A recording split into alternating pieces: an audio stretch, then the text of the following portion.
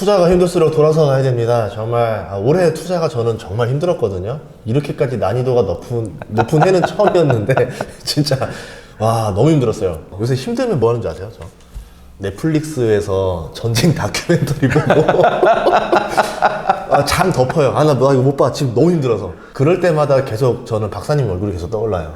옆에 계셨으면 더 좋았을 텐데. 밀떡 증후군이 있는데요. 예.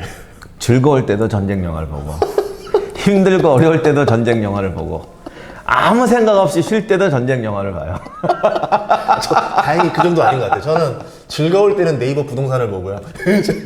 힘들 때 이제 전쟁 다큐멘터리를 봅니다. 오늘 주제는 뭔가요? 오늘 주제는 좀 생소하게 들리실 수도 있는데 지지 않는 전쟁을 한다. 좋죠. 그러니까 이게 전략 전술은 마법의 책이 아니에요. 그러니까 손자병법도 사람들이 오해하는 게 마법의 책인 줄 알아. 손자병법을 배우면 뭐 일개소대로 일개사단 격파하고 근데 그걸 끝까지 읽어보면 정말 잔인할적으로 현실적이 되는 그러니까 현실적이게 비겁하다는 뜻이 아니야. 그야말로 피부를 보는 사람과 그 피부를 확대해서 보는 사람과 그 속의 세포까지 보는 사람 현실을 가장 정확히 보고 정확히 이해하는 사람이 최종 승자가 된다는 거지.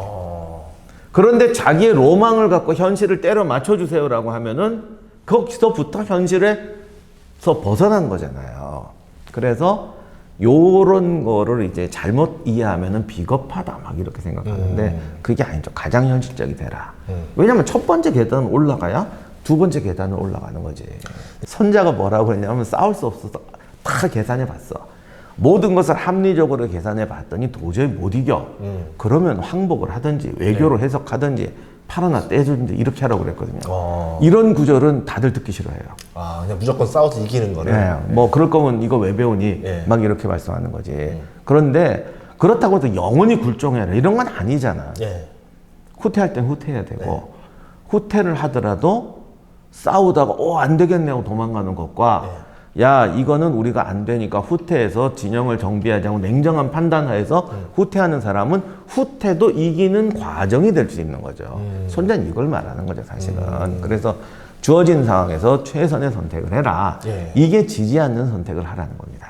뭐 사례가 좀 있을까요? 요즘에 인터넷 보면 조조를 평생 따라다니는 별명이 뭐 유부녀 킬러 뭐 그 집안이 또 아들도 그러고 막 그래갖고 조씨 집안은 왜 이렇게 유부녀를 좋아하냐 막 이런 말이 이제 돌아다니는데 조씨지만 그런 게 아니고 그 시대는 다 그랬어.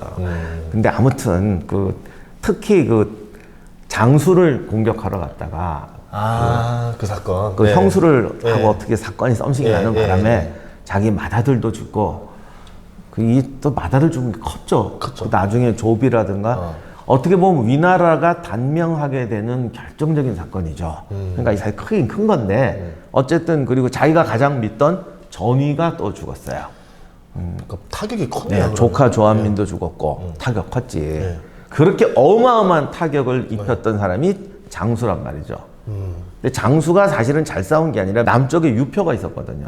아무튼 이렇게 되니까 장수하고 조조는 뭐 왼수가 됐고 당시 조조는 북쪽에 원소를 두고 있는 상황에서 완전 열받아가지고 장수를 계속 칩니다. 그 상황에서도 쳤었어요? 그러니까 조조가 좀 흥분해서 제정신 아닌 거의 유일한 일할 거예요. 아무튼 장수를 치는데 못 이겨 갑자기. 왜냐하면 이게 사건이 터지니까 원래 유표랑 짠 건지 아니면 큰아들도 이렇다 이렇게 된 거 유표가 갑자기 업이 된 건지 이 평소에 별로 이렇게 적극적으로 안 나오던 유표가 계속 장수를 도와주면서 조조군이 침공해 올 때마다 도와줍니다. 이렇게 되니까 조조가 이기지를 못하고 계속 져요. 초조하지, 급하지, 시간 제한 걸리지. 그렇게 되는데 그때 이제 장수 밑에 가후가 있었는데 이게 지금은 이기지만 장기전으로 가서는 이거 안 될 것 같잖아요. 그러니까 가후가 장수 보고 조조한테 투항하라고 그래요. 적장한 그것도 가면 죽을 거 아니에요. 자기 아들을 죽이는데 그러니 이게 말이 되냐고. 그러니까 장수가 야 이게 지금 말이 되냐. 뚜껑 열려가지고 지금 나 죽이러 오고 있는데 그것도 정말 평소에 조조답지 않게 오는 애한테 항복하면 내가 살겠냐. 그랬더니 이제 가후가 이거는 책에는 없는 얘기고 어디에도 기록은 없어요. 그러니까 이제 괜찮다. 항복해도 당신은 살 수 있다. 이렇게 말하면서 근거는 명확하게 안 하는데 제가 봤을 땐 이런 것 같아. 가후는 왜 장수가 항복해도 산다고 그랬느냐. 이때 조조는 북쪽의 원소뿐만이 아니라 사방에 적을 두고 있어요. 예. 그 조조 세력이 그렇게 크질 않아요. 결국 중요한 건 원소를 깨야 되고, 원소를 깬 이후에는 사방에서 인재를 끌어모아, 인재가 아니지, 사방에 있는 이 적들, 야심 덩어리 군웅들을 끌어모아서 내 편으로 만들어야 이길 수 있는데, 자기 아들을 죽인 놈도 받아줬다 그러면, 야, 이것처럼 좋은 게 어딨어. 결국 또 그 제갈량 이런 사람들이 지금 주군을 찾고 있잖아. 네. 인재라는 말이 맞네. 숨은 인재들도 와야 되잖아요. 그 사람들은 지금 누구를 믿을까가 제일 의심스러운 거야. 그러니까 두 가지 조건이 있어요. 누가 이길까? 요거만 보고 오는 놈들은 데리고 있어봤자 식객이고, 누구 편에 붙어야 내가 배신당하지 않고 내 능력을 발휘해서 같이 승자가 될 수 있을까? 요런 놈이 진짜거든. 그쵸. 근데 조조는 사실 지금 1등도 아니냐. 원소가 1등이냐. 예. 그러면 이 누구한테 가야 이길까 하는 놈들은 원소로 더 많이 갈 거라고. 어떻게 보면 조조한테 되게 유리했던 것 중에 그렇죠. 하나네요. 식객 말고 예. 진짜들. 모험할 줄 알고 능력 있는 도도한 놈들. 이거를 끌어들여야 이기는 건데 가후가 그걸 예상한 것 같아요. 저런 놈 데려오는데 네. 자기 맏아들 죽인 애도 받아들였다. 이것처럼 좋은 게 어딨어. 와. 근데 제갈량은 거기 안 넘어갔어. 쇼다 이러면서. 예. 역시 그게 사람 보는 게 다 다른 것 같아요. 근데 아무튼 크잖아요. 예. 근데 그럼 다음 질문이 있어. 그러면 좋아. 그렇게 됐는데 나중에 성공하면 나를 배신하지. 칠 수 있잖아. 네. 아들 죽인 놈인데. 근데 제 생각에 가오는 거기까지 생각한 것 같아요. 어차피 이 난세는 최대한 한 세대 이상 간다. 길다. 조조가 20년, 30년 해서 쟤들을 다 먹는다고 해도 그래서 이제 복수한다 그러면 또 왜냐면 앞으로 계속 전쟁해야 될 거 아니야. 그쵸. 그 만약에 죽이면 반란이 또 막 또 나올 거 아니에요. 누군가는 다 데려온 애들인데 이제 안정됐다고 복수하기 시작하면 다들 불안할 거 아니야. 이러니까 당신 죽을 때까지 괜찮다. 고려도 보면 왕건도 23명이랑 결혼했었잖아요. 어떻게 보면 통합을 위해서 했던 거 아니에요. 근데 만약 그 중에 하나 날린다 그러면은 다 난리 나니까. 그렇죠. 그러니까 사람들은 이해관계에 있는 애들은 보고 있기 때문에. 현실적이다. 진짜 현실적이다. 예를 들면 제가 이제 숙청 시작했다 하면 다 떨어져 나가는 거라고. 네. 그러니까 가오가 봤을 때는 괜찮아. 한 세대까지는 괜찮아. 너까진 괜찮아. 괜찮아.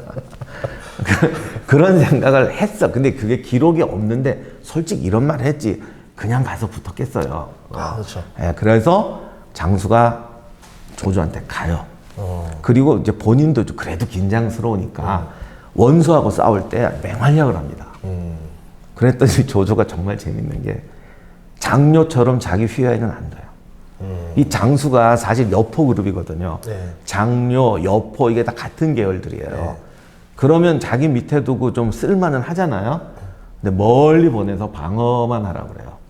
왜냐면 조조 입장에서는 뒤끝이 아니고 자기 옆에 두기엔 너무 불안한 거야. 왜냐면 야는 계속 불안할 거 아니야. 얼굴 보고 있으면 야 그래도 내가 제 아들을 죽이는데 저게 감정이 풀렸겠어? 서로 멀리는 게 낫다. 그런데 네. 공을 세워서 내가 막 이렇게 네. 등용을 해줘도 본인은 부담스러울 거 아니야. 근데 어느 날 밥 먹는 데 좀 째려봤어. 네. 옆에 누가 가서 째려보는 거 봤지. 먼저 찔러라. 너 이러다 큰일 난다. 가까이 못 두는 거죠. 그래서 가오는 그것까지도 이상했는지 몰라. 그래서 관도대전 때 한번 맹활약 하고요. 저 멀리 가서 죽을 때까지 행복하게 살아. 서로 얼굴 안 보고. 그게 서로 좋죠. 네. 대신 가오는 옆에 뒀지. 장수는 뭐 스타가 되진 못했어요. 예. 장료나 뭐 이렇게 되진 못했어요. 그러나 그 입장에서는 최선 아니야 이거? 삼국지 역사에서 죽은 영웅들이 몇 명인데요.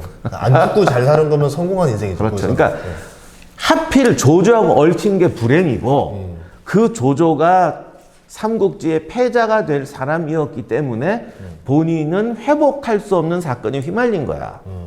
그러면 여기서 최선이 뭐야? 장수처럼 갔으면 정말 그건 최선이에요. 거기서 더 욕심냈으면 갈 수 없는 거죠. 들으니까 이제 진짜 저는 약간 주식 중독자라 그런지 몰라도 계속 이 주식으로 생각이 나는데 요새 투자해가지고 올해 손실 본 사람들이 진짜 많아요. 근데 사람들 심리가 뭐냐면 다 본전을 회복하겠다. 내가 원금을 복구해서 복수하겠다. 이 생각이 대부분으로 하다 보니까 이렇게 예를 들어서 내가 뭐 90% 손실 났다 그러면은 10%가 100% 되려면 10배가 돼야 되는 거거든요. 그럼 말도 안 되는 투자로 다시 원금을 회복하겠다. 이런 생각을 많이 하고 있는 거예요. 그러다 보니까 더 잘못되고 잘못되는 경우가 많은데, 지금 장수 얘기까지 듣고 나서 진짜 지지 않는 투자는 뭐냐면, 내가 좀 잃은 거 맞아요. 올해 뭐 예를 들어 올해 한 30% 잃었다, 50% 잃었다 그러면은 이거를 원금을 무조건 복구하려고 내가 이런데 막 무리하게 뚫는 게 그게 투자가 아니라, 여기서 남은 돈이라도 잘 지키는 것도 훌륭할 수 있다. 뭐 투자해서 돈을 벌고 막 부자가 되는 건 좋겠지만, 아까 장수 이야기처럼 그냥 잘 먹고 잘 사는 것도 되게 중요한 거잖아요. 그럼 내 투자금에서 절반은 지켜놓고 이거라도 잘 지켜놔서 내가 좀 우리 가정이라든가 이런 걸 지킬 수 있는 자금을 유지하는 게 이것도 괜찮은 생각이 아닐까. 꼭 너무 벌려고만 생각하면 안 되겠다, 이런 생각도 들었습니다. 실제로 인생을 살다 보면 버릴 걸 버리고 얻을 것 얻는 것도 정말 중요하더라고요. 알겠습니다. 그래서 정말 어떻게 보면은 이게 지지 않는 방법은 뭐냐면 결국 정답은 나한테 있다. 근데 내가 그 결정을 할 수 있느냐 없느냐의 차이가 아닌가, 이렇게 생각을 해봤습니다. 네, 모두가 똑똑한 투자를 할 때까지 인문학 주식 많은 시청 부탁드리겠습니다. 감사합니다.